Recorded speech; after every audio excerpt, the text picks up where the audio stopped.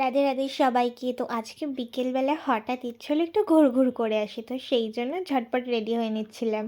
আর এইদিকে আমার বোনও রেডি হয়ে নিচ্ছিল, তো আমরা রেডি হয়ে বেরিয়ে পড়েছিলাম। এই যে আমার মা সবসময় ভাবে আমি ফটো তুলছি, তো এই যে আমার মামাও চলে এসেছিল।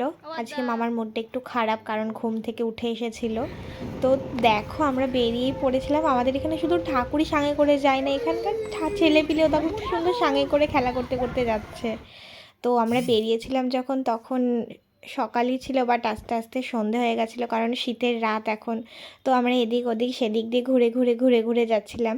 তো একটা জিনিস খুব ভালো লাগলো, এই গ্রামের দিকে বাড়িগুলোই সন্ধেবেলায় সব প্রদীপ জ্বালায় প্রত্যেকটা বাড়িতে, তো এটা দারুণ লাগলো আমার। তো তারপরেই আমরা চলে এসেছিলাম একটা বাজারে। তো এই বাজারে এখন সন্ধেবেলাতে তো এখানে বাজার বসে। তো এখান থেকে পুরো টাটকা একদম জমি থেকে তুলে এনে এরা বিক্রি করে, একদম সার নেই, পুরো টাটকা সবজি। তো এত সুন্দর সবজিগুলো। তো এখান থেকে আমার মা বললো তো বেগুন নিয়ে নিই, কারণ বেগুন পোড়া খেতে আমার প্রচণ্ড পছন্দ। তো সেই জন্য মা কিছু টাটকা বেগুন নিয়ে নিল, কারণ এরম টাটকা বেগুন আমাদের ওই সাইডের বাজারে পাওয়া যায় না, সব শুকনো থাকে। তো এই যে আমার মামা, দেখো বললাম মুডটা খারাপ আছে, কারণ ঘুম থেকে উঠে চলে এসেছিল আমাদের জন্য, সেই জন্য। আর এই যে আমার বনও ঠান্ডা লেগেছে, কিন্তু ঘুরতে বেরোতেই হবে, ঘোরা ছাড়বে না। তো এখানটা দেখো কত সুন্দর লাগছে দেখতে, যেহেতু বাজার বসেছে। আর এই যে আমার আরেকটা মামা চলে এসেছিলাম, আমরা সবাই মিলে ঘুরু ঘুরু করতে। তো এই যে আমার মামাটা এখন গাড়িতে বেগুনটা ঢুকিয়ে ফেলছে। তো এত সুন্দর সবজি, আমার মা যদি ব্যাগ আনতাম তাহলে আরও কিছু সবজি নিয়ে নিতাম।